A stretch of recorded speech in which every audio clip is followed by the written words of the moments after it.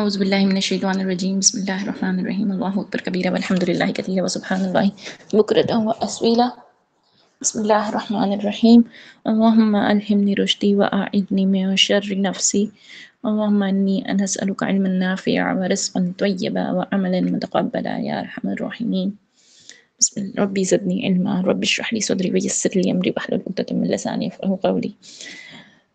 With the heart and mind Urdu version. ہم نے اس کا تعارف پڑھا تھا، انٹروڈکشن پڑھا تھا. آج چلتے ہیں آج کے ٹاپک کی طرف. سب سے ذہین. یہ 2006 کا موسم گرما ہے اور میں رکن الدین کی گلیوں سے گزر رہا ہوں.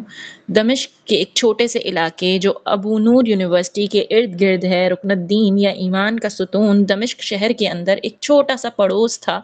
کتابیں اور نوٹ بکس لے کر کلاس میں آنے اور جانے والے مقدس علم کے طالب علموں کی ہلچل کے درمیان مجھے ایسا لگا جیسے میں باضابطہ طور پر سیکھنے کی اس مقدس روایت کا حصہ بن گیا ہوں. رکن الدین کی گلیوں سے گزرتے ہوئے یوں لگتا تھا جیسے ہر دوسرے دکان جس کے پاس سے گزرا وہ کتابوں کی دکان ہے. میں ابھی ایک ہفتہ پہلے پہنچا تھا اور اب تک میں اس الگ لیکن خوبصورت نئی دنیا میں آرام سے تھا اور جس کے ساتھ بھی ہو سکتا تھا اس کے ساتھ زیادہ سے زیادہ بات چیت کرنے لگا. میں اپنی عربی کو سنوارنے اور شہر کے مشہور و معروف عالم شیخ رجب دیپ کے ساتھ وقت گزارنے کے لیے دمشق آیا ہوں. دمشق کی طالب علمی کی زندگی کا مکمل تجربہ کرنے کی کوشش کرتے ہوئے میں کتابوں کی بہت سی دکانوں میں سے ایک میں چلا گیا. السلام علیکم، میں نے کتابوں سے بھری چھوٹی کتابوں کی دکان میں جاتے ہوئے کہا. نوجوان کلرک نے میرا راستہ دیکھے بغیر جواب دیا اور میں کتابوں میں ہنگامہ کرنے لگا. میں نے اس وقت عربی سیکھنا شروع کی تھی اور تقریباً 2 سال ایک روایتی مدرسے میں پڑھنے کے بعد میں کتابوں کے عنوانات کو تھوڑا سا پڑھ سکتا تھا.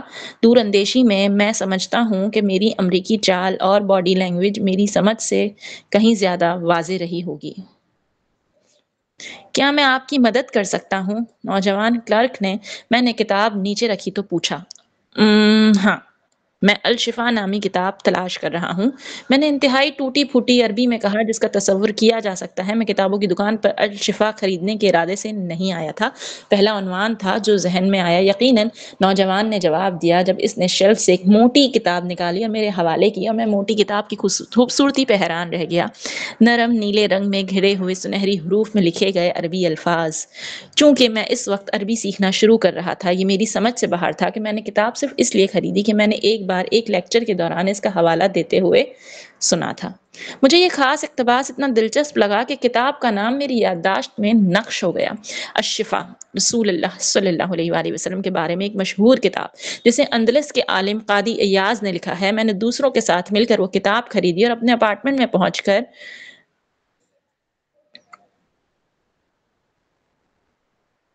محمد صلی اللہ علیہ وآلہ وسلم کی منفرد اور اعلیٰ ذہانت پر بحث کرنے والے حصے میں آنے میں مجھے بہت کم وقت لگا. اس کتاب کے حصے کی بات ہو رہی ہے جس پہ وہ پہنچے تھے. اس حصے میں مجھے یہ اقتباس ملا کہ وہب بن منبیہ کہتے ہیں کہ میں نے 70 سے زائد کتابوں کا مطالعہ کیا ہے.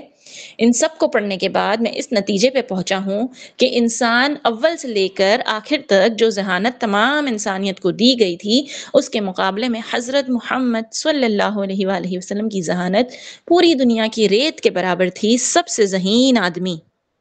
سبحان اللہ. اس بیان نے مجھے بتایا کہ میں جتنا زیادہ سیکھوں گا اور پڑھوں گا اتنا ہی مجھے احساس ہوگا کہ محمد صلی اللہ علیہ وآلہ وسلم اللہ کی مخلوق میں سب سے زیادہ ذہین ہے. یہ 14 سال بعد تک نہیں ہوا تھا کہ میں نے متعدد ذہانت کے نظریات کا مطالعہ کرنا شروع کیا. ایسے نظریات جن کا دعویٰ تھا کہ ذہانت دراصل سماجی ذہانت، اخلاقی ذہانت اور جذباتی ذہانت جیسی متعدد صلاحیتوں کا مجموعہ ہے. حضرت محمد صلی اللہ علیہ وآلہ وسلم کی زندگی کا مطالعہ کرنے کے بعد میں نے سمجھنا شروع کیا کہ ایک مثالی مکمل ذہانت کا اسلامی فہم وہ ہے جو اللہ کی پہچان، اخلاقی اصلاح کو فروغ دینے اور اس کے مالک کو یہ صلاحیت فراہم کرتا ہے. دوسرے لوگوں کو سمجھنا. پچھلے 10 سالوں میں جذباتی، سماجی اور اخلاقی ذہانت کی افادیت اور اہمیت کو بڑے پیمانے پہ سراہا گیا ہے. متعدد مشہور میگزین اور ماہرین تعلیم جذباتی اقتباس جیسا کہ آئی کیو ذہانت سے الگ ہے کی تعریف کرتے ہیں کیونکہ ان دونوں میں سب سے زیادہ مطلوبہ معیار کی اجر تلاش کر رہے ہیں۔ مواصلات میں ہماری تکنیکی ترقیوں نے بات چیت کرنا آسان بنا دیا ہے، پھر بھی مواصلات کے ان بہت سے طریقوں کی غیر ذاتی اور الگ الگ پہلوؤں نے ایک دوسرے کو سمجھنے کی ہماری صلاحیت کو منفی طور پہ متاثر کیا ہے۔ کمپیوٹر اسکرینوں کے پیچھے زیادہ وقت گزارنے اور آمنے سامنے بات چیت کرنے میں کم وقت کے ساتھ آجر اب لوگوں کو دوسروں کے ساتھ مناسب طریقے سے بات چیت کرنے کے بارے میں تربیت دینے پر مجبور ہیں۔ میں نے ان تینوں ذہانتوں کا جتنا زیادہ مطالعہ کیا اتنا ہی مجھے یہ محسوس ہونے لگا کہ حضرت محمد صلی اللہ علیہ وآلہ وسلم کی سیرت اور تعلیمات میں کامل تھیں۔ روایت کے بعد روایت نبی صلی اللہ علیہ وآلہ وسلم کی ذہانت کی گہرائی کو دہراتی نظر آتی ہے۔ ایسا لگتا تھا جیسے مجھ سے اس بیان پر گہرائی سے غور کرنے کو کہا جا رہا ہو جو میں نے ایک دہائی پہلے پڑھا تھا کہ نبی پاک صلی اللہ علیہ وآلہ وسلم کی ذہانت باقی مخلوقات سے زیادہ ہے۔ کیا یہ بیان ان کے اپنے جذبات پہ قابو پانے کی صلاحیت کا حوالہ دے رہا تھا؟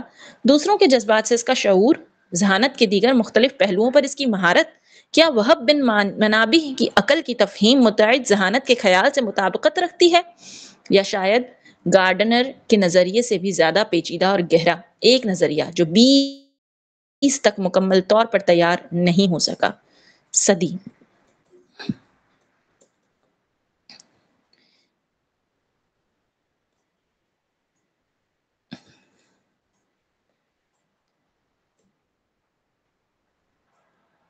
اب ہم کچھ لوگوں کے نظریہ ذہانت پڑھتے ہوئے آگے چلیں گے جو اس کتاب کا حصہ ہے AQL۔ میں AQL جیسے ہی میں بند دروازے کے قریب پہنچا کلاس روم کی خاموشی نے مجھے یہ تاثر دیا کہ شاید میرے استاد نے سبق شروع کر دیا ہے۔ آپ نے یہ دوبارہ کیا؟ میں نے اپنے آپ سے سوچا۔ جب بھی آپ فجر کے بعد سوتے ہیں آپ کلاس کے لیے دیر سے اٹھتے ہیں۔ میں نے اپنے آپ سے سرگوشی کی، یہ نہیں معلوم کہ استاد مجھ سے پہلے آ چکے ہیں یا نہیں۔ عام طور پر خاموش کلاس روم اس بات کی واضح علامت تھی کہ استاد آ چکا ہے اور اپنا سبق شروع کر دیا ہے۔ یہ حیرت انگیز تھا کہ جب ہمارے اساتذہ کلاس روم میں چلتے ہیں تو ہم کتنی تیزی سے خاموش ہو جائیں گے۔ غالباً اس کی جڑیں قرآنی آیات میں موجود تھیں۔ اپنی آوازیں نبی کی آواز سے بلند نہ کرو، اور ہمارے لیے ہمارے اساتذہ سب سے زیادہ قریب تھے جو ہم نبی صلی اللہ علیہ وآلہ وسلم کے قریب پہنچ سکتے تھے۔ وہ اس سے ہمارا ربط تھے۔ وجہ کچھ بھی ہو، دروازے کے قریب پہنچتے ہی کلاس میں خاموشی چھا گئی۔ میں نے اسے کھولا اور یقینی طور پر میرے تمام ہم جماعت شیخ کے ارد گرد بیٹھے ہوئے تھے۔ ان کی ٹانگیں ان کے نیچے لپٹی ہوئی تھیں اور ان کی کتابیں ان کے سامنے کھلی ہوئی تھیں۔ حدیث نبوی، حدیث کے طالب علم اپنے اساتذہ کے سامنے روایت پڑھتے ہوئے حیرت انگیز طور پر اعلیٰ درجے کا احترام کرتے ہیں۔ عام طور پر طلبہ استاد کے سامنے پڑھیں گے کیونکہ استاد خاموشی سے عربی متن کو صحیح تلفظ کے قریب سے سنتا ہے۔ کبھی کبھار استاد قاری کو روکے گا اور روایت کے مختلف پہلوؤں کی وضاحت کرے گا۔ بعض اوقات تاہم استاد کے بغیر کسی گہری بصیرت کا اشتراک کیے بغیر پوری کلاس گزر سکتی ہے۔ آہستہ آہستہ اپنے پیچھے دروازہ بند کرتے ہوئے میں نے اپنی نظریں فرش کی طرف رکھی، اس امید پر کہ میری سستی معاف ہو جائے گی اور جب میں اپنی جگہ پا کر بیٹھ گیا تو میری سستی کو نظر انداز کر دیا جائے گا۔ میں نے خاموشی سے اپنی کتاب کھولی، اپنی موجودگی کی طرف ذرا سی توجہ نہ دلانے کی کوشش کی۔ ہماری میزیں زمین سے بہت نیچے تھیں، ہماری جڑی ہوئی ٹانگیں ان کے نیچے فٹ ہونے کے لیے کافی اونچی تھیں۔ میں نے سکون کی سانس لی جب میرا ہم جماعت پڑھتا رہا۔ میں جانتا تھا کہ اگر استاد نے مجھے بیٹھنے دیا تو یہ اس بات کی علامت ہے کہ وہ میری تاخیر سے معذرت کر رہے ہیں۔ ہمارے لیے محض کلاس میں بیٹھنے کی اجازت سب سے بڑا اعزاز تھا۔ جیسے ہی میں آرام کرنے لگا میرے استاد نے پڑھانا بند کر دیا اور جملے کے درمیان اس نے میری طرف دیکھا۔ ایسا لگتا ہے کہ آپ کے آنے سے پہلے آپ نے وہ نہیں کیا تھا، اس نے ہلکے سے کہا۔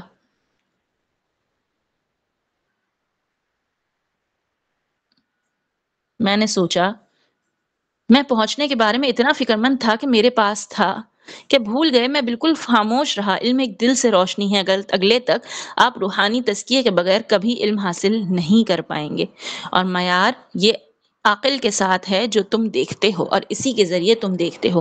واضح کرنا، وہ یہ بھی کہتے ہیں کہ عقل دل میں نور ہے، بینائی آنکھوں میں روشنی ہے۔ ایک طالب علم کے طور پر میرے دنوں کی یہ واضح یاد اس پر کچھ روشنی ڈالتی ہے کہ عقل کے ایک پہلو کے معیاری اسلامی تفہیم ذہانت الہی کا علم شامل ہے۔ اسلامی روایت عقل کو سمجھتی ہے، وہ ذریعہ ہے جس سے اللہ کو پہچانا اور اس کے احکام کو جانا جاتا ہے۔ عقل انسان کو اس کے حضور کی طرف رہنمائی کرتی ہے۔ اسلامی نقطۂ نظر کا مکمل طور پر پیش کرنا ناممکن ہے، اس ایک کتاب کے اندر عقل میرا مقصد اس سے کہیں زیادہ عاجز ہے۔ یہ صرف کرنے کے لیے ہے کہ قارئین کو ہونے والی گفتگو میں بھرپور پیچیدگی سے روشناس کرائیں۔ ابتدائی اسلامی ادب میں عقل کے بارے میں اس کا نمونہ پیش کرنا پیش گوئی کی ذہانت جو اخلاقی نظر اور طاقت کو یکجا کرتی ہے۔ جذباتی انٹیلیجنس اور سمجھ، ابو حمید الغزالی کے پہلے باب کا 7واں حصہ۔ اسلامی علوم کی بحالی کا شاہکار کتاب کا عنوان ہے دی انٹلیکٹ، شرافت اور حقیقت اور پہلو۔ اس حصے میں غزالی نے ایک واضح تصویر کشی کی ہے عقل کی اسلامی تفہیم کی تصویر۔ وہ کہتا ہے جان لیں کہ یہ ان چیزوں میں سے ہے جن کی ضرورت نہیں ہے، روشنی میں لانے میں تکلیف اٹھائیں۔ عقل کی بہار اور آغاز ہے علم کا نقطہ، عقل علم کی کرسی ہے اور یہ ہے علم کے ذریعے ہم ہدایت پاتے ہیں۔ غزالی نے محسوس کیا کہ عقل کی شرافت کا مشاہدہ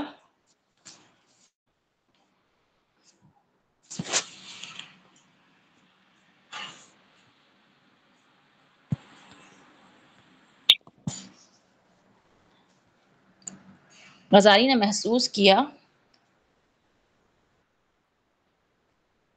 کہ عقل کی شرافت کا مشاہدہ کیا جا سکتا ہے، یہ دیکھنا کہ عقل سے کیا نتیجہ نکلا، یعنی علم اور سمجھنا۔ میں اس وقت بے خبر تھا، لیکن جب میرے استاد نے موازنہ کیا علم کی روشنی میں، وہ صرف انتہائی بنیادی لیکن ضروری باتوں سے گزر رہا تھا۔ یہ سمجھنا کہ علم کا کام روشن کرنا ہے، بیان کرنے کے بعد کہ عقل کی شرافت خود ظاہر ہے، غزالی نے اپنی توجہ وحی کی طرف مبذول کرائی۔ تاہم ہمارا مقصد یہ ہے کہ حدیث نبوی کے بارے میں قرآن کی آیت اور اس کی فضیلت کے بارے میں جو کچھ بیان کیا، ایک minute,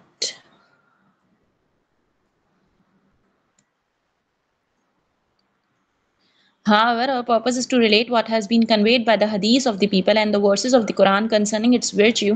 Allah called it intellect, light in the verse. Allah is the light of the heavens and the earth. A semblance of his light is an nish. And the knowledge that is acquired from the intellect is called a spirit, revelation, and life. Allah says in the Quran, is he who has death and we raised him to life and set for him a light by which he walks among men, and the same as one in darkness from which he will not come out. This illuminating characterization of knowledge and its practical implication of human ethics will be discussed in detail as we analyze both Ghazali's and Muhasibi's theory of intellect، جو last time ہم نے پڑھا تھا اور ہم کافی confuse ہو گئے تھے۔ تاہم ہمارا مقصد یہ ہے کہ حدیث نبوی کے بارے میں قرآن کی آیات اور اس کی فضیلت کے بارے میں جو کچھ بیان کیا گیا ہے، قرآن مجید میں فرماتا ہے کہ وہ شخص جو مردہ تھا اور ہم نے اسے زندہ کیا اور اس نے اس کے لیے تاریکیوں میں سے ایک روشنی ڈالی جس کے ذریعے وہ انسانوں کے درمیان روشنی ڈالے گا، باہر نہیں آتے ہیں۔ علم کی اس روشن خصوصیت اور انسانی اخلاقیات پر اس کی عملی اثرات پر تفصیل سے بحث کی جائے گی جب ہم غزالی اور محاسبی کی دونوں نظریات کا تجزیہ کریں گے۔ ایک بہت بڑا ہجوم محاسبی کا نظریہ ذہانت، ایک بہت بڑا ہجوم آہستہ آہستہ تشکیل پاتا ہے، ایک نوجوان عالم کے گرد جمع ہوتا ہے۔ وہ اس کے والد بغداد کے بالائی مشرق میں واقع ضلع باب العق کی ایک گلی میں پرجوش انداز میں بحث کر رہے تھے۔ باب العق نوجوان عالم کا پڑوس تھا اور جب کہ وہ پورے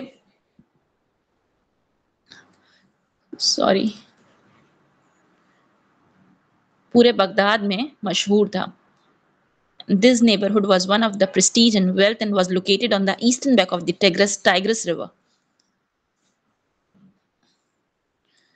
منصور کی موت کے بعد اگلا خلیفہ مہدی خلیفے کی نئی رہائش گاہ میں رہا۔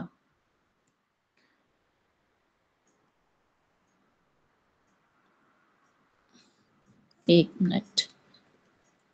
It had not always been a such distinguished area of the city. It was only after the Caliph Mansur moved his caliphal residence out of the immaculate round city did the east side of Baghdad become so prominent. منصور کی موت کے بعد اگلا خلیفہ مہدی خلیفہ کی نئی رہائش گاہ میں رہا اور بقیہ سرکاری انتظامی دفاتر کو بھی دجلہ کے مشرق میں خلیفہ کی رہائش گاہ کے تھوڑا سا شمال میں ایک علاقے میں منتقل کر دیا گیا جسے روسافہ کہا جاتا تھا۔ باب العق وہ ضلع جہاں موجودہ بحث ہو رہی ہے روسانی کے بالکل جنوب میں اور خلیفہ کے رہائش گاہ کے شمال میں خوبصورتی سے واقع تھا، جس نے اسے اہم جائیداد کی جگہ بنا دیا، علاقہ بن گیا۔ اتنی آبادی تھی کہ مہدی کو یہ حکم دینے پہ مجبور کیا گیا کہ وسیع ترقی کی حمایت کے لیے ایک بڑا تجارتی ضلع بنایا جائے۔ یہ بحث اب ہارون الرشید اور اس کے چیف جسٹس ابو یوسف کے دور میں ہو رہی ہے، جو ابو حنیفہ کے معروف شاگرد تھے، جو اپنے والد سے بحث کرنے والے نوجوان کا استاد ہوتا ہے۔ ابا، آپ کو چاہیے کہ آپ کے پاس کوئی چارہ نہیں ہے۔ بیٹا، براہ کرم میری بات سنو، ایسے سخت اقدامات کی ضرورت نہیں ہے۔ اس کے والد نے جواب دیا، میری ماں کو طلاق دو ابا، آپ کو لازمی ہے۔ نوجوان اپنے والد سے چیخ کر کہتا ہے جب تماشائی ڈرامہ منظر عام پر آنے کے لیے جمع ہوتے ہیں، میں ایسا کچھ نہیں کروں گا بیٹا۔ ابا، خدا کی قسم آپ اس سے مختلف مذہب کی پیروی کر رہے ہیں، آپ کا نکاح باطل ہے۔ اگرچہ مسلم سلطنت کی مرکز میں واقع امیر ترین ضلع کو کھلی گلیوں میں اس طرح کی گرما گرم بحث غیر معمولی معلوم ہو سکتی ہے، لیکن بدقسمتی سے یہ اس وقت کی مذہبی آب و ہوا کے مطابق تھا، اور یہ خلفاء کی اگلی سیریز کے دور حکومت میں مزید بگڑ جائے گا۔ 812 سے 833 عیسوی میں معتصم کے خلیفہ بننے تک ہارون کے زمانے کی مذہبی علمی بحثیں جو خاندانوں کو تقسیم کر رہی تھیں، تھیوکریٹک پالیسیاں بن چکی تھیں، اور اس کے نتیجے میں علماء کو قید اور ریاستی سرپرستی میں تشدد کا سامنا کرنا پڑا تھا۔ یعنی کہ ہم نے جو امام ابو حنیفہ کی جو ہم نے سیریز دیکھی تھی، تو اس سے ریلیٹڈ اگر ہم اس کو کریں کہ اس کے بعد کیسا دور آ رہا تھا اور پھر ان کے ساتھ اینڈ میں کیا ہوا تھا، آگے پڑھتے ہیں۔ شاید ہمیں جو ہمارا وہ تجسس ہے کہ 4 امام کے بارے میں، شاید اس بارے میں بھی ہمیں کوئی گائیڈنس ملے یہاں۔ گلی میں اپنے والد کے ساتھ بحث کرنے والا نوجوان عالم محاسبی تھا، ایک عالم اور روشن خیال جو بالآخر اسلامی علوم کی ایک بڑی تعداد میں علم کا ایک معروف ذریعہ بن گیا۔ عقل کی ابتدائی اسلامی فہم کے حوالے سے ہماری بحث ان کے نظریہ ذہانت سے شروع ہوتی ہے، ان کا جغرافیائی محل وقوع و زمانہ جس میں وہ رہا، اور اسلامی اسکالرشپ کے صفوں میں ان کی ادبی کاموں کی عام قبولیت اسے عقل کی ابتدائی اسلامی فہم کے مطالعے کے لیے ایک مثالی ذریعہ بناتی ہے۔ اس عوامی اختلاف کے وقت محاسبی کا نام پہلے بھی پورے بغداد میں مشہور تھا۔ بیرونی علوم کا مطالعہ کرنے کے بعد اس نے اپنی توجہ مکمل طور پر دل کے اندرونی جہتوں کی طرف موڑ دی، اور روحانی راستہ ان کے لیکچرز طاقتور تھے، سامعین کے دلوں میں گہرائیوں کو ہلا کر رکھ دیتے تھے اور آنسو بے قابو ہو جاتے تھے۔ اسماعیل بن اسحاق جو کہ پڑوس کے ایک عالم بھی تھے، وقتاً فوقتاً محاسبی کو ذکر الہی اور ذکر الہی کے اجتماعات کے لیے اپنے گھر بلایا کرتے تھے۔ احمد بن حنبل، اسماعیل کے ایک دوست جنہوں نے مصبی کی شہرت اور گہری بصیرت کے بارے میں سنا تھا، قریب سے دیکھنے کی خواہش کی۔ میں نے سنا ہے کہ محاسبی کبھی کبھار تمہارے گھر آتے ہیں، احمد بن حنبل نے دریافت کیا۔ ہاں، وہ کرتا ہے، اسماعیل نے محترم امام کو جواب دیا۔ کیا آپ کو لگتا ہے کہ میرے لیے اگلے اجتماع میں شرکت کرنا ممکن ہوگا؟ غیر واضح طور پر مصاحبی میری موجودگی سے بے خبر ہیں۔ بلا شبہ اسماعیل نے خوشی سے جواب دیا کہ اس کے گھر میں برکت ہوگی اپنے وقت کے 2 عظیم علماء کی موجودگی کے ساتھ۔ اسماعیل کہتے ہیں کہ میں فوراً محاسبی کے پاس گیا اور اسے پوچھا کہ کیا اس شام میرے گھر پر ان کے اور ان کے شاگردوں کا اجتماع ہو سکتا ہے، جس پر وہ راضی ہو گئے۔ وہ نماز مغرب اور نماز کے درمیان آ گئے، لیکن احمد بن حنبل ان سے پہلے ہی پہنچ چکے تھے۔ میں نے اسے ایک ایسے کمرے میں بٹھایا جس میں سب کچھ دیکھنے کے بعد اس نے ان کو حاضر ہونے کی اجازت دی۔ انہوں نے شام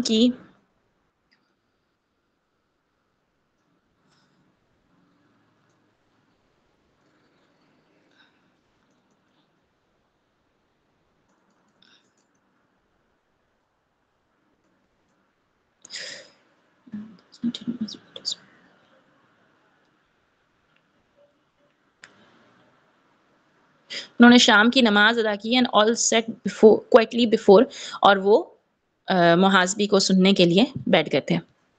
احمد بن حنبل کے پاس گیا۔ ابو عبداللہ، آپ کا کیا خیال ہے؟ میں نے اس سے پوچھا کہ میں کبھی کسی کو اس شخص کی طرح تقوی اور نیکی کی باتیں کرتے ہوئے نہیں سنا، اور میں نے اس کے ساتھ ایسے لوگوں کو نہیں دیکھا ہے، اس کے باوجود مجھے لگتا ہے کہ تم ان کی صحبت سے بچو۔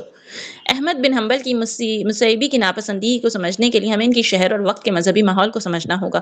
احمد بن حنبل اور محاسبی دونوں نے عقلیت پسند معتزلی کے عروج کو دیکھا ہے، تحریک، لیکن اس پر ان کا رد عمل بالکل مختلف تھا۔ آئیے ہم منصور کے زمانے کی طرف دیکھتے ہیں، جس نے اپنے گول شہر کی پہلی اینٹ رکھتے ہوئے بھی صدیوں کی کشمکش کا منظر پیش کیا تھا۔ یہ وہی شہر ہے نا کہ جسے گولائی میں رکھا گیا تھا، جس کے پہلے حصے میں میرے خیال سے عالم رہتے تھے، اور اس کے حصے بنے ہوئے تھے کہ جہاں آخری میں شاید لوگ وہ والے رہتے تھے، کچھ ایسا تھا گول شہر جو اس کے بارے میں ہم نے پڑھا تھا، کہیں پہ پڑھا تھا، دیکھا تھا کہ پورا شہر سرکل میں بسایا گیا تھا اور لیولز میں بسایا گیا تھا۔ انہوں نے بتایا اس میں تھا نا، ہم امام ابو حنیفہ پڑھ رہے تھے، تو ہاں، یہ طائف کے اس سائڈ کو نہیں، طائف نہیں، ایران کی سائڈ کا ہے نا، بغداد ہاں صحیح صحیح. تو 541 ہجری اور 762 عیسوی میں احمد بن حنبل اور محزبی دونوں کی پیدائش سے تقریباً 20 سال قبل منصور مسلم سلطنت کا خلیفہ بنا. ابو جعفر المنصور دینی علوم کے حامل آدمی تھے. انہوں نے اپنے والد اور اپنے زمانے کے تابعی کا بیٹا دیگر علماء حدیث سے تعلیم حاصل کی. 11 امام وہ بہت ذہین اور فقہ ادب کے عالم تھے. 11 امام مالک. ایک دن منصور اور میں ابتدائی علماء اور ابتدائی نسلوں کی صالح لوگوں کے بارے میں گفتگو میں مشغول ہو گئے اور میں نے اسے بہت زیادہ علم والا پایا. ہم نے فقہ پر بحث شروع کی اور وہ دونوں متفقہ مسائل اور جن مسائل پر اختلاف تھا ان کا بہت وسیع علم رکھتے تھے. آپ کو علم حدیث سے خاص لگاؤ تھا، اس لیے اس نے اپنے بھائی مہدی کو جو بعد میں خود خلیفہ بنے گا کو امام مالک کے ماتحت موطا کے تعلیمی حاصل کرنے کے لیے مدینہ بھیجا. تاریخی روایت بتاتی ہے کہ حج کے دوران منصور نے امام مالک سے ملاقات کی، ان سے حدیث کی کتاب لکھنے کی التجا کی. اس واقعے کے فوراً بعد موطا تیار ہو گیا. ذہبی کے مطابق 760 عیسوی میں منصور کے خلیفہ بننے سے صرف 2 سال پہلے فقہ اور تفسیر کی تدوین کا آغاز ہوا. اس زمانے میں دوسرے علوم بھی مرتب کیے جا رہے تھے. ابو حنیفہ جو پہلے سے بغداد کا رہائشی تھا، منصور کے درخواست پر سلطنت کی چیف جسٹس کا عہدہ لینے سے انکار کر دیا اور اپنی کتاب الفقہ الاکبر بھی اسی زمانے میں لکھی. اگرچہ منصور اپنی عباسی پیشروؤں کے مقابلے میں بہت زیادہ سستی کی وجہ سے جانا جاتا تھا، لیکن اس نے علم اور سیکھنے کی اپنی محبت میں تقریباً سبھی کو پیچھے چھوڑ دیا، جبکہ اس نے خزانے کو بند کر دیا جو اسے محسوس ہوا. غیر ضروری اخراجات. انہوں نے تعلیمی ترقی میں مدد دینے میں کوئی کسر نہیں چھوڑی. اس میں وہ اہم ترین علمی کتابیں تھیں جو عربی میں دستیاب نہیں تھیں، ترجمہ کر کے اسے بھیجی گئیں. اس وقت بغداد کے پاس کاموں کا ترجمہ کرنے کے لیے ضروری وسائل نہیں تھے. سزر نے اس منصوبے کو شروع کیا اور مختلف زمانوں میں لکھی گئی فلسفے کی کتابوں کو ترجمہ کیا گیا. فارسی، یونانی اور سریانی کتابوں کا ترجمہ کر کے خلیفہ کو بھیج دیا گیا. یہ کتابیں خلیفے کے ماتحت کام کرنے والے اس وقت کے علماء کو منتقل کی گئیں جنہوں نے عام آبادی اور تعلیم یافتہ طبقے دونوں کے لیے عقیلی علوم کی ترقی کے لیے کام کیا. ہزاروں کی تعداد میں علماء نے علم و تعلم کے اس شہر کی طرف ہجرت کی تاکہ ان تعلیمی منصوبوں کا حصہ بن سکیں جو ہو رہے تھے، اور منصور نے تمام تعلیمی منصوبوں کے لیے خزانے کو کھولنا جاری رکھا، جس سے مسلم دنیا نے اب تک کی عظیم ترین فکری وسعت کا آغاز کیا. یقیناً اسے اندازہ نہیں تھا کہ اس فکری وسعت کے کیا نتائج ہوں گے. وہ نادانستہ طور پر جو ہنگامہ برپا کرے گا، نہ صرف فلسفے پہ کتابوں کا ترجمہ کیا گیا بلکہ یونانی طب، اخلاقیات اور ریاضی سے متعلق کتابوں کا بھی ترجمہ کیا گیا. 771 عیسوی میں ہندوستان نے ایک سرگردہ ریاضی دان کو شاہی دربار میں سنسکرت زبان کا زیج یا ریاضیاتی گولی لانے کے لیے بلایا گیا. اس سے محمد بن ابراہیم الغزاری کو لکھنے کا کام سونپا گیا جو بعد میں زیج السند الکبیر یا سندھ کی عظیم فلکیائی میزیں کے نام سے مشہور ہوا. خلیفے کے طور پہ منصور کا زمانہ مختصر تھا. 851 یا ہجری یا 775 عیسوی میں وہ زیارت کے لیے جاتے ہوئے انتقال کر گئے. یعنی کہ 851 ہجری نبی پاک صلی اللہ علیہ وسلم کے کافی سالوں بعد کی بات ہے. 851 851 نا 55 ہاں 851 ہجری. تو وہ زیارت کے لیے جاتے ہوئے انتقال کر گئے، لیکن عقلی علوم سے وابستگی کا جذبہ انہیں زندہ رکھے گا. ان کے بھائی مہدی نے اپنے بڑے بھائی کی نقش قدم پر چلتے ہوئے مسلم دنیا میں علم و فکری سرگرمیوں میں بے پناہ وسعت کو جاری رکھا. محزبی کی پیدائش تقریباً 561 ہجری میں بصرہ شہر میں ہوئی تھی. 342 ہجری میں بغداد شہر میں انتقال ہوا. ان کا شمار الحیات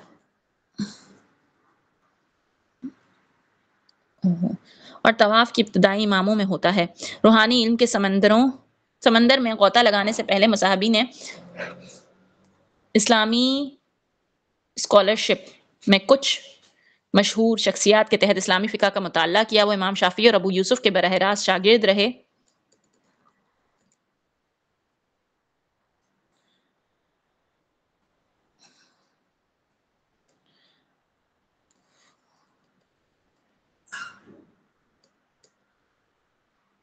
ایک منٹ.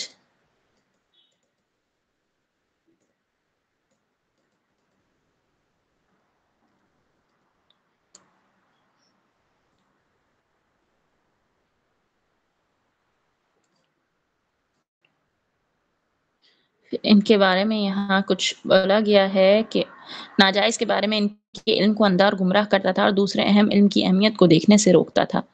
یہاں پہ کچھ مسنگ ہے تو اس کو اسکپ کر کے آگے چلتے ہیں کہ آپ جنید کے استاد اور کلام و حدیث کے عالم تھے. ابن حجران کے بارے میں لکھتے تھے کہ حارث محاسبی حدیث اور کلام کے امام تھے. مطلب یہاں کسی نے محاسبی کے بارے میں لکھا ہے کہ وہ حدیث اور کلام کے امام تھے. یونیورسل ایکنالجڈ یہ ہے. As a direct student of Imam Shafi and Abu Yusuf, he was universally acknowledged as being highly skilled jurist. Tamimi said regarding his juristic knowledge, he is an imam of the believers in juristic issues as well as the spirituality and theology.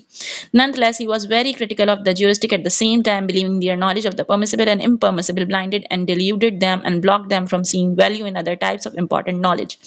He was the teacher of Junaid and a scholar of Kalam and Hadith. Ibn Hajr writes about him that the Haris al-Muhasibi was an imam of Hadith and Kalam.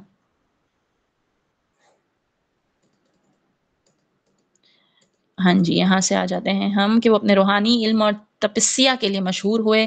اسلامی روحانیت کے اندرونی جہتوں پر ان کی کتابیں بالآخرت روحانیت پہ لکھی گئیں. سب سے مشہور تحریروں کے لیے تحریک بن گئیں. وہ ایک غیر معمولی خطیب تھے. جو لوگ اس کی محفل میں بیٹھتے تھے وہ کہتے تھے کہ گویا وہ جس چیز کے بارے میں بات کر رہا تھا وہ انہیں دیکھنے اور محسوس کر سکتا ہے. یہ صلاحیت ان کی ادبی کاموں میں بھی پائی جاتی ہے. ان کی کتابوں میں سے ایک توہم یا تخیل ان تمام چیزوں کا پہلا فرد ہے جو موت کے بعد وقوع پذیر ہوگا، جو قرآن کے بیانات اور پیغمبرانہ روایت کے ساتھ ساتھ مصنف کے تخیل پر مبنی ہے. اس کتاب کو پڑھتے ہوئے کسی کو فوراً احساس ہو جاتا ہے کہ وہ کیسا ہونہار رابطہ کار تھا. 71 ہجری عیسوی میں جب ہارون الرشید خلیفہ بنے تو مصبی کی عمر تقریباً 5 سال کی ہوگی. لیکن ارسطو کی ڈی امینہ جیسے معبد الطبیعیات کی پہلی کتابوں کو پڑھے لکھے مسلمانوں کی میزوں کے گرد گزرے ہوئے 20 سال سے زیادہ کا عرصہ گزر چکا تھا.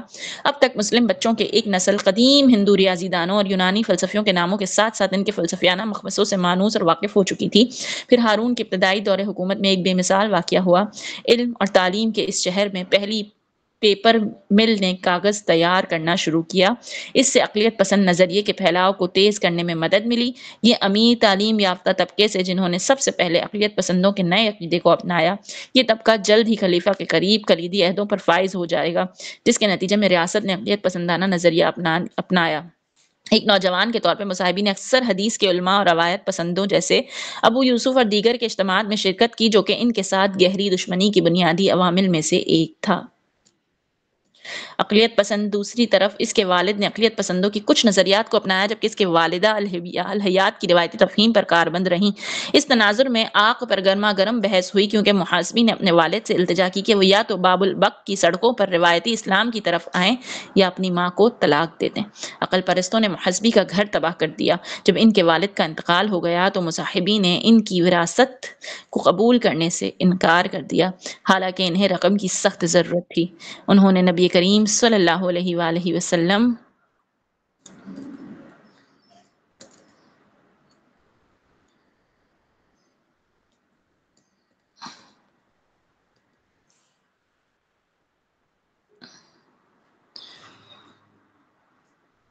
he quoted the Prophet sallallahu alaihi wasallam who said, "People of different religion do not inherit from one another, convinced of the errors in the rationalist ideology." تو انہوں نے مذہب کی بنیاد پر اپنے باپ کی وراثت میں سے حصہ لینے سے انکار کر دیا، وراثت کو قبول کرنے سے انکار کر دیا.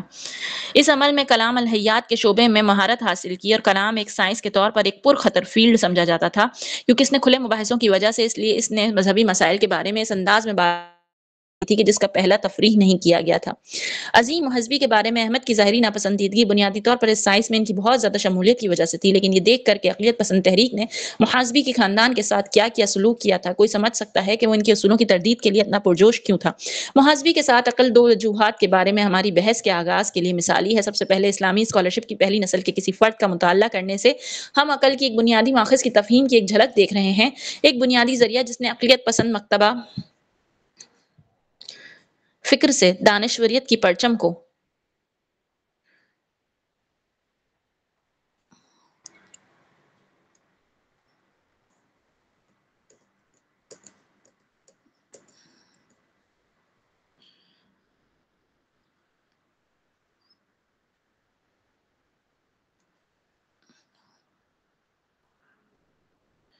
اور محاسبی کا کام پڑھنا ہے کہ وہ ہمارے پاپولر لٹریچر آف بغداد کا عکس ہے اور مسلم امپائر کا ایک عکس ہے.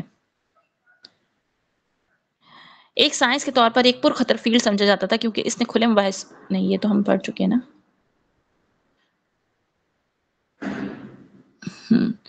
اس لیے ان کے مڑے ہوئے نظریات سے بہت واقف تھے جنہوں نے اس کا اپنا گھر تباہ کر دیا. 232 ہجری میں وہ بغداد چھوڑ کر کوفہ منتقل ہونے پہ مجبور ہوئے کیونکہ اقلیت پسندوں کے حق میں ایک بڑی سیاسی طاقت کی تبدیلی کی وجہ سے اس سے محسبی کو اقلیت پسندوں کے موقف پر تنقید اور چیلنج کرنے سے باز نہیں آیا. اقلیت پسندوں کو تفہیم کا مرکز عقل کی اولین حیثیت تھا اور یہ خیال کہ عقل کو وحی الہی سے زیادہ مستند حیثیت حاصل ہے.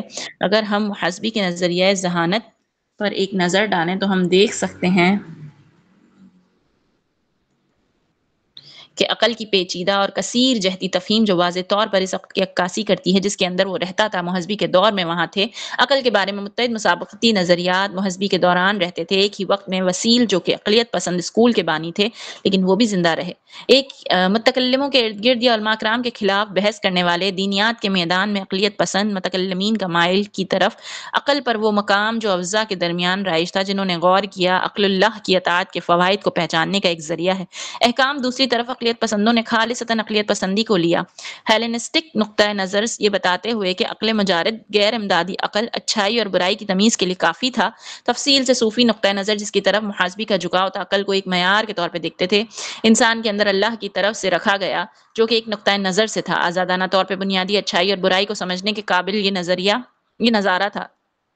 بعد میں ماترودی تھیولوجیکل مکتب نے اپنایا جس پر ہم بحث کریں گے آنے والے حصے. انہوں نے یہ بھی رائے دی کہ عقل کوئی چیز ہے. اللہ کے احکامات کی تعمیل کے فوائد کو پہچاننے کی قابل تھا. اللہ کی طرف سے حرام کردہ چیزوں سے بچنے کے فائدے سے یہ واضح ہے کہ محاسبی اور دوسرے لوگوں کی تحریریں جو ان کے بہت قریب تھیں. احمد محاسبی کے قریب دوست ابن العاصم الانطاقی نے عقل کے بارے میں لکھا. سب سے زیادہ فائدہ مند ذہانت وہ ہے جو نعمتوں کو پہچانتی ہے. اللہ اور آپ کو اس کا شکر ادا کرنے میں مدد کرتا ہے اور جو کھڑا ہے تمہاری خواہشات کے خلاف. جب عقل کے بارے میں پوچھا گیا ساری السقطی جنید کے آقا نے اس طرح جواب دیا کہ وہ حقیقت ہے جس سے ثبوت ملتا ہے حکم اور ممانعت قائم ہے. کا ایک اور قریبی دوست محاسبی اپنے مسروق نے لکھا ہے کہ جو شخص اپنے عقل کو استعمال نہیں کرتا اپنے آپ کو اس کی عقل سے بچائے گا اس کی عقل تباہ ہو جائے گی. یہ آخری اقتباس کا خلاصہ بہت اچھی طرح سے بیان کیا گیا ہے کہ محاسبی اور دوسرے اپنے دور میں کیسے تھے. عقل کو دیکھا اور عقلیت پسندانہ نقطہ نظر کو رد کیا.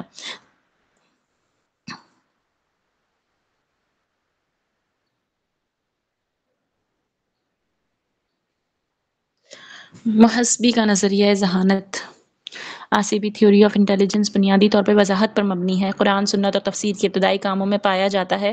ان ذرائع نے ایک ساتھ ملاسبی اور ان کے ہم اثروں کو فراہم کیا. عقل کی تعمیر جو کہ عقل سے بالکل مختلف تھی. اقلیت پسند مکتب پورے قرآن میں مختلف برائے نام شکلیں ہیں عقل کے لیے استعمال ہوتا ہے اور یہ الفاظ متن میں 34 مرتبہ پائے جاتے ہیں. اللہ کی نشانیاں جیسے قدرتی دنیا سیاروں کی حرکتیں آسمانی جسم اور ماضی کے اقوام کی باقیات. ان آیات میں اللہ عقل کو ان چیزوں پہ غور کرنے اور ان سے اخذ کرنے کی دعوت دیتا ہے. اللہ کی عظمت کے مظاہر یہاں تک کہ عادت مظاہر جیسے کہ دن اور رات کے درمیان تبدیلی عکاسی کی اشیاء ہیں اور عقل کے لیے غور و فکر کی. ان آیات میں سے بعض میں یہ اعمال اور ہیں عادی ریاستیں کہ ہم تجربہ کرتے ہیں کہ ہمیں غور کرنے کے لیے کہا جاتا ہے جیسے رات کو سونا اور دن بھر کام کرنا اور کھیلنا. دوسروں میں آیات یہ جانوروں کے اعمال ہیں تو جو توجہ کا مرکز ہیں. اللہ ہمیں بتاتا ہے کہ یہ دنیا کے مذکورہ بالا پہلو نشانیاں ہیں جو اس کے لیے رکھی گئی ہیں غور کرنے کے لیے. عقل ایک بار جب ایک شخص منطقی طور پہ پہنچ گیا خالق کا اقرار پھر عقلیت اس کے اعمال کا تقاضا کرتی ہے. اس علم کے ساتھ مطابقت رکھو انفرادی اور سماجی رویے کے ساتھ ساتھ براہ راست اعمال کے ساتھ کہ ایک علمی یقین پر مبنی ہونا چاہیے.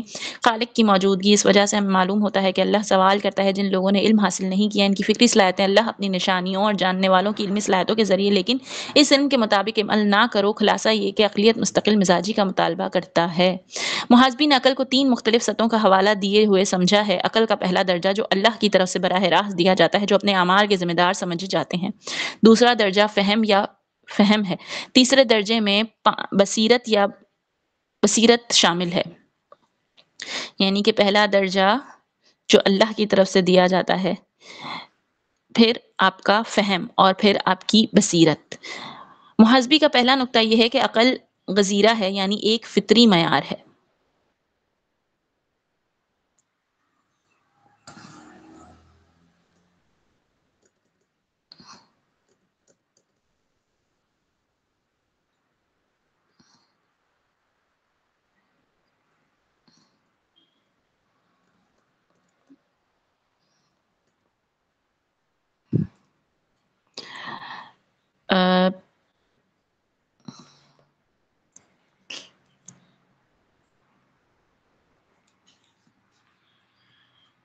یعنی کہ ہم نے یہاں پہ عقل کے سٹیجز دیکھے، 3 لیولز دیکھے۔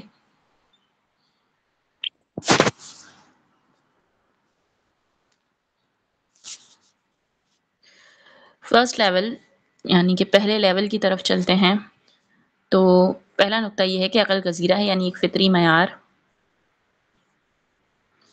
یہ مقام اپنے زمانے کے بعض متکلموں کے موقف سے مختلف ہے، جنہوں نے کہا کہ عقل انسان کی اصل روح ہے۔ اس کے موقف نے اپنے زمانے کی ایک اور نظریے کی بھی تردید کی کہ عقل مرفوع ہے، خود پہچان ہے۔ اس دعوے کی تردید کرتے ہوئے انہوں نے کہا کہ ہمارے نزدیک یہ عقل کی ایک فطری خوبی ہے اور پہچان اس خوبی کی پیداوار ہے۔ عقل ایک فطری خوبی ہے جبکہ پہچان اس کے باوجود۔ مصائبی اس بات کی تصدیق کرتے ہیں کہ باطنی ایک عمل ہے۔ عقل اور پہچان کے درمیان تعلق یہ کہہ کر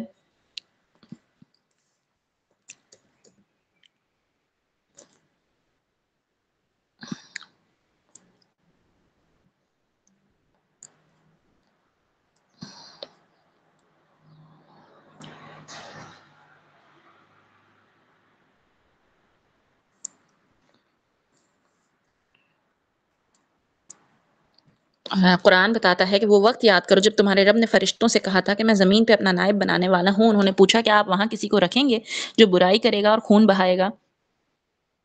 جب ہم تیری تعریف کرتے ہیں اور تیرے نام کی تقدیس کرتے ہیں، اس نے جواب دیا یقیناً میں وہ جانتا ہوں جو تم نہیں جانتے۔ اس نے آدم کو ہر چیز کے نام اور ان کی افادیت سکھائے، پھر فرشتوں کو دکھائے مجھے ان کے نام بتاؤ اگر تم سچے ہو، ماورا ہو تم۔ انہوں نے جواب دیا ہمارے پاس اس کے سوا کوئی علم نہیں جو تو نے ہمیں دیا، تو ہی جاننے والا حکمت والا ہے۔ فرشتوں کو نام نہیں سکھائے گئے تھے، اسی لیے انہوں نے اپنی نااہلی اور جہالت کا اعتراف کیا۔ دوسری طرف جب آدم کو بھی یہی کام سونپا گیا تو وہ اپنے سامنے موجود چیزوں کے نام رکھنے کے قابل تھے۔ اس نے اپنی عقل سے پہچانا، اس طرح معنی میں فرق کرنے کے قابل ہو گیا۔ غیر تربیت یافتہ عقل ان چیزوں میں فرق کرنے سے قاصر ہوگی جو وہ دیکھتی ہے، یعنی کسی چیز کو پہچان نہ سکا۔ تصورات عقل کی مرکزی صلاحیت ہے۔ کسی شخص کو سیکھنے کے قابل ہونے کے لیے کسی کو چیزوں کے بارے میں تجریدی طور پہ سوچنے کے قابل ہونا چاہیے۔ اگر میں لفظ مرد کہوں تو کوئی بھی شخص جو انگریزی بولتا ہے اس مرد انسان کی ذہنی تصویر بنانے کے قابل ہونا چاہیے۔ تصورات ایک تمام نئے معلومات کی درجے بندی کرنے کی صلاحیت فراہم کرتا ہے۔ فوری طور پر کوئی بھی بالغ مرد انسان کو دیکھنے کے قابل ہے اور بیان کریں یہ ایک آدمی ہے۔ آدمی کو نام سکھانے کی ضرورت نہیں تھی، ہر وہ چیز جو کبھی وجود میں آئے گی، کیونکہ تحفے کے ذریعے عقل اور سیکھنے سے ہر چیز کو پہچان سکے گا۔ لیکن ایک سیکھنے کی صلاحیت سے محروم عقل فرشتوں کی طرح مجبور ہو جائے گی۔ کہہ دو کہ مجھے کوئی علم نہیں۔ اسلام فلسفیانہ فکری گہری تھی۔ ایک مقام سے احمد ابن جیسے عظیم دانشور متاثر ہوئے۔ محاسبی کا یہ قول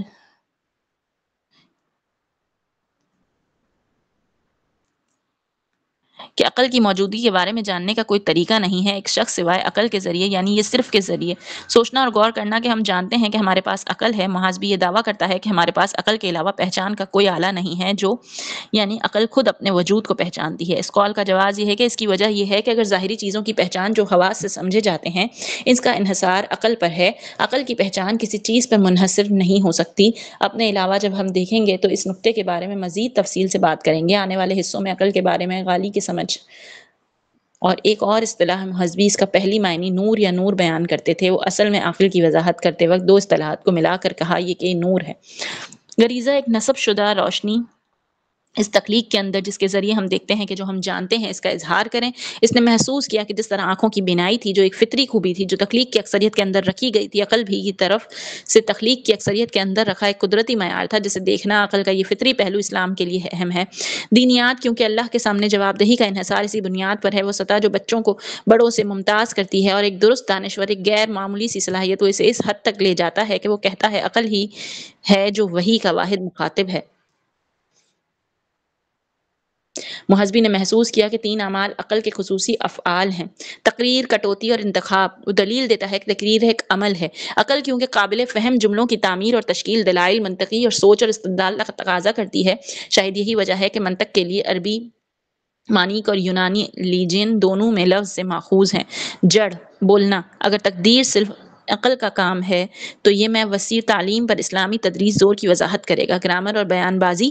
عقل کا دوسرا عمل کٹوتی ہے، نکالنے کی صلاحیت اپنے حواس کے ذریعے حاصل کردہ معلومات کی معنی۔ محاسبی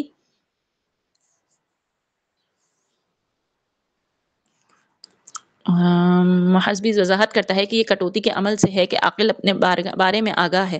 وجود اس تصور کی وضاحت کئی صدیوں بعد جب ڈیکارٹس نے مشہور کیا تھا، میں سوچتا ہوں اس لیے میں ہوں، الگ کرنے کی صلاحیت اور چیزوں کی درجہ بندی ایک قابلیت ہے جو صرف اس صورت میں ممکن ہے جب کسی شخص کے پاس عقل جو معنی نکال سکتی ہے۔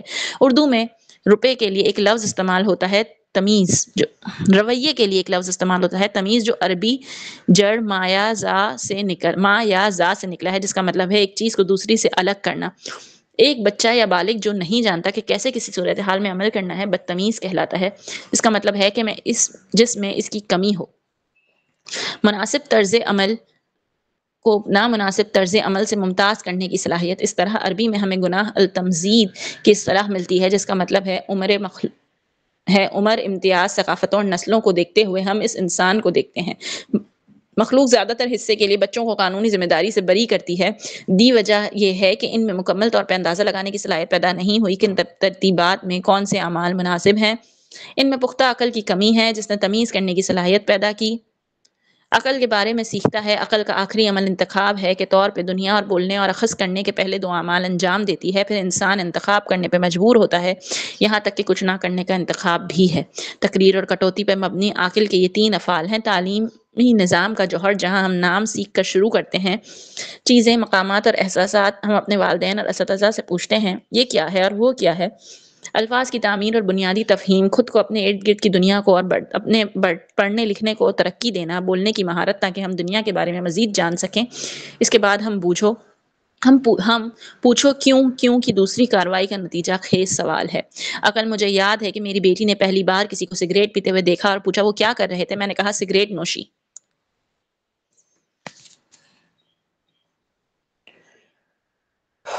سگریٹ نوشی یہ آپ کو کیا کرتا ہے؟ اس نے جواب دیا، میں نے وضاحت کی کہ سگریٹ نوشی کرنے والا یہ کہہ سکتا ہے کہ یہ کرتا ہے وہ اچھا محسوس کرتے ہیں، یہ اور کیا کرتا ہے؟ اس نے پوچھا یہ آپ کے جسم کو تکلیف دیتا ہے، آپ کو کینسر لا سکتا ہے۔ میں نے وضاحت کی ان سوالات کے ذریعے کیا تھا؟ جواب دیا وہ عاقل کا پہلا عمل مکمل ہوا، وہ ان کے پیچھے چل پڑا، سوال یہ پوچھ کر کہ لوگ سگریٹ کیوں پیتے ہیں اگر یہ ان کے لیے برا ہے۔ اس مقام تک وہ پہلے ہی دماغ کے آخری عمل کی طرف بڑھ رہی تھی، وہ تھا قدر کے حوالے سے انتخاب کرنے کے لیے اس کے لیے کافی معلومات اکٹھی کرنا اس کارروائی کے۔ اگر محاسبی صحیح ہے یہ کہ عقل کی بنیادی اعمال ہیں، یہ ان شعبوں پر توجہ مرکوز کرنے والے تعلیمی نظام کو تیار کرنے کے لیے ضروری ہے۔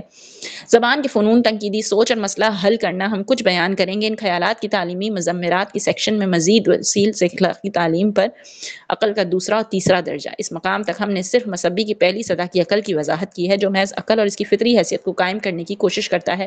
افعال عقل کے دوسرے اور تیسرے درجے کو قریب ہیں، ایک دوسرے سے متعلق پورے قرآن اور نبوی میں استعمال ہوتے ہیں۔ دوسری سطح فہم ہے چیزوں کو صحیح معنوں میں سمجھنا ہے، یہ سب کچھ سمجھنے کی صلاحیت ہے جو کوئی سنتا ہے، چھوتا ہے، چکھتا ہے یا بو آتی ہے۔ شاید سب سے زیادہ اہم بات یہ ہے کہ محاسبی نے اس سب کی نشاندہی کی ہے، لوگ چاہے وہ صحیح راستے پہ چلیں یا نہ ہوں برابر کے شریک ہوں۔ معنی کو سمجھنے کی صلاحیت عربوں نے عقل کا لفظ استعمال کرنے کی وجہ سمجھنے کے لیے یہ ہے کہ عقل کا اصل معنی کسی چیز کو باندھنا ہے۔ جب انسان کسی چیز کو سمجھتا ہے تو اس نے اس کا مطلب سمجھ لیا ہوتا ہے۔ تیسرا معنی بصیرت ہے جسے وہ الہی بصیرت کہتے ہیں اور طوالت پر بحث کی جاتی ہے، وہ اس کی قدر میں ایک انترجشتان کے طور پر بیان کرتا ہے۔ اعمال آخرت میں فائدہ مند اور نقصان دہ، عقل کی اس قسم کسی کی عزت اور تعظیم کے مطابق اضافہ یا کمی۔ ان تین مختلف درجوں میں اپنے ٹوٹنے کو ختم کرتے ہوئے محاسبی کہتے ہیں کہ عقل یہی ہے، اور جو شخص عقل کے آخری معنی کا مالک نہ ہو لیکن اس کے پاس فطری عقل کی وہ بنیادی سطح جس کے ذریعے اللہ تعالیٰ نے ذہین اور دیوانے کے درمیان فرق کیا ہے، وہ شخص عقل کا مالک نہیں بلکہ عقل کے خلاف ہے اور عقل کو سمجھتا ہے۔ اس کا ثبوت قائم ہو گیا ہے۔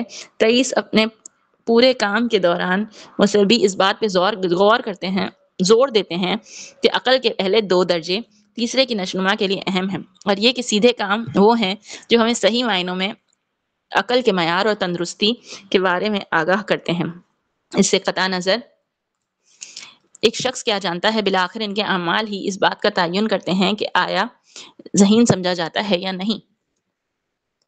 عقل کے کردار کے بارے میں محاسبی کا عملی نقطہ نظر ہمیں ذہانت کی تعریف میں طرز عمل کی سمجھ، ضابطہ اور ترمیم کو شامل کرنے میں مجبور کرتا ہے، اس لیے ہم نے جذباتی ذہانت کو عقل کا ایک لازمی اور بنیادی عنصر قرار دیا ہے۔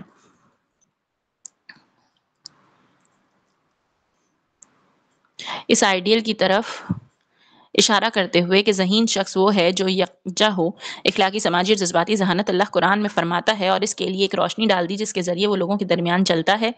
بہت سے مفسرین کے نزدیک اس آیت میں لفظ نور کا مفہوم خود قرآن ہے، لیکن جو چیز ہمارے بحث کے لیے ضروری ہے وہ یہ ہے کہ آیت نزول کے آخری مقصد کے طور پر سماجی ہم آہنگی کی بات کرتی ہے۔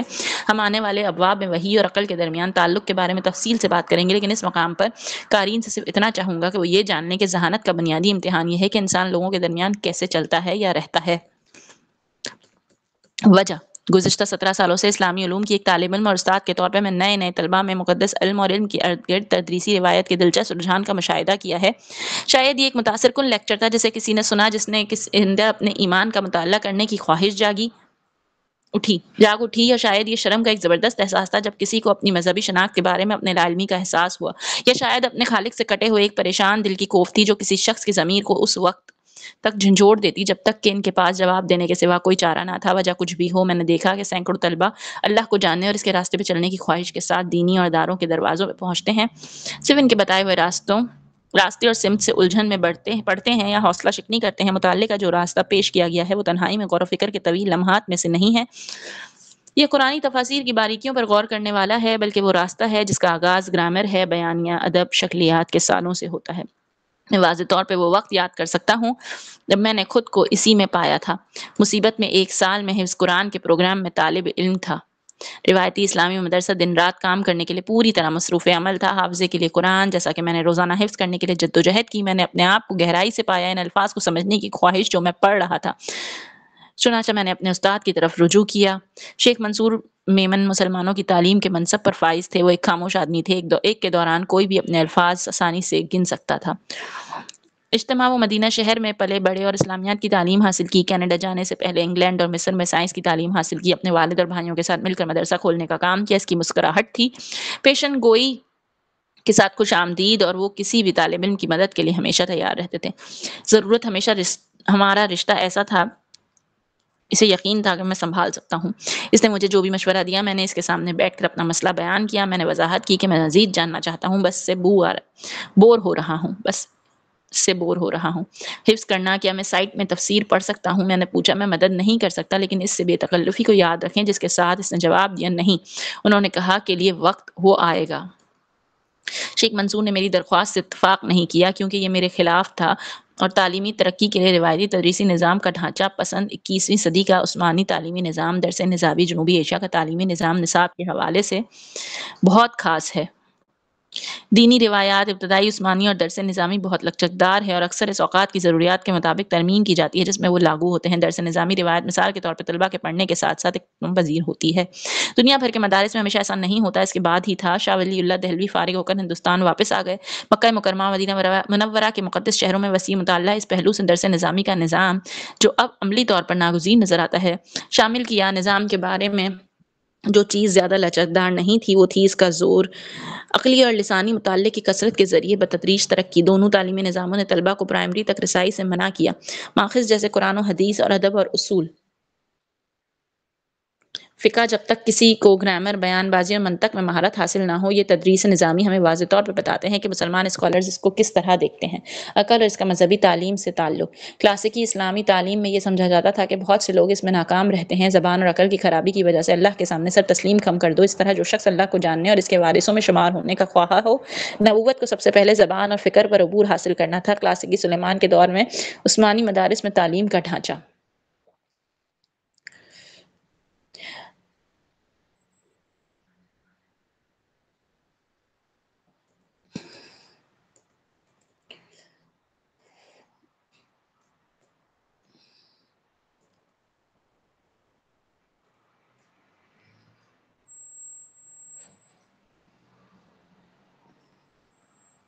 کئی سالوں کے ذیلی لسانی مطالعے کے بعد طلباء کو صرف سمجھا جاتا تھا جذبی طور پر ترقی یافتہ۔ قرآن مجید میں اللہ تعالیٰ ہمیں بتاتا ہے کہ وہ ذریعہ تعلیم دیتا ہے، قلم کا۔ ایک اور آیت میں اللہ تعالیٰ نے قلم اور اس کی قسم کھائی اور لکھتے ہیں کہ ایک پوری سورت کا عنوان قلم ہے۔ ہمیں معلوم ہوا کہ سب سے پہلے اللہ نے قلم کو بنایا۔ ایک بار ان کی تحریر، تقریر اور بیان میں کمال ہو گیا تھا، طلباء کو اب سیکھنے کی ضرورت تھی یا منطق، عقل یا منطق، صحیح سوچ اور صحیح فیصلے کی سائنس سچ ہے۔ یہاں پہ کچھ مسنگ ہے۔ ایمان کو وہ سمجھا جاتا تھا جو منطقی اور معقول تھا۔ کسی شخص کے دل کے اندر کی بنیاد بیرونی دباؤ کا نتیجہ نہیں۔ پڑھائی منطقی لوگوں منطق لوگوں کو صحیح طریقے سے سوچنے کی تربیت دیتی ہے اور یہ کھلنے کا ایک ذریعہ ہے لوگوں کی نظریں انبیاء علیہ السلام کے دعووں کی درستگی پر تشکہ پری زیادہ، یہاں تک کہ اسے فکری علوم میں سب سے اہم سمجھا جاتا تھا، وہ بھی یہاں تک کہ یہ کہنا کہ منطق سیکھنا ایک انفرادی مذہبی ذمہ داری ہے۔ منطق کو علم المیزان کا نام بھی دیا گیا، توازن، کیونکہ اس نے ایک شخص کو سکھایا کہ کس طرح غلط کے درمیان فرق کرنا ہے۔ دلائل اور صحیح فیصلے منطق میں تربیت یافتہ ذہن آسانی سے کر سکتا ہے۔ ان دلائل کے درمیان سمجھنا جو قابلیت کے مستحق تھے مقابلہ جو تھے بے ترتیب یا ناقص، اللہ کے انبیاء جن کی ذمہ داری فطری طور پر انسانیت کے عقلوں کے سامنے پیغام رکھنا تھا،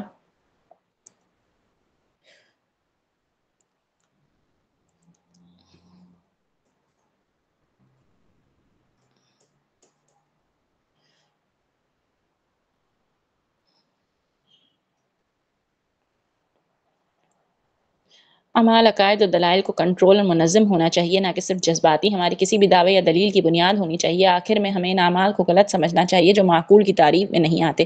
اس طرح عقل ہمیں فیصلے کرنے کی صلاحیت فراہم کرتی ہے جو مناسب ہے غیر مناسب سے ممتاز کرتی ہے۔ اسلام میں خدا اور منطق میں جان بریج وضاحت کرتا ہے کہ یہ تعریف ہمیں عقلیت کے درج ذیل بنیادی عناصر فراہم کرتی ہے: اچھی طرح سے گراؤنڈ احاطے، صوتی منطق اور منظم اور کنٹرول کرنے والی وجہ کا سہارا۔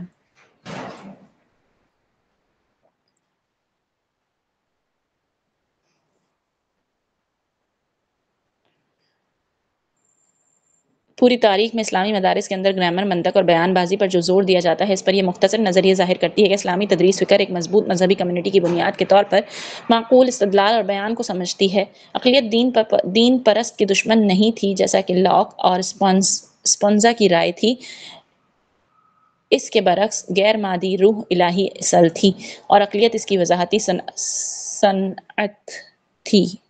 شاید عقیدت اللہ اور اس کے نبیوں پر ایمان لانے کا سب سے مضبوط حلیف ہے۔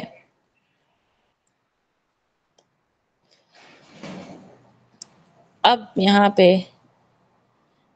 ایک ٹاپک یہ ختم ہوا اور اب دوسرا ٹاپک یہ شروع ہوگا کہ جذباتی ذہانت، جذباتی اور سماجی ذہانت، عقل کے دو حصے۔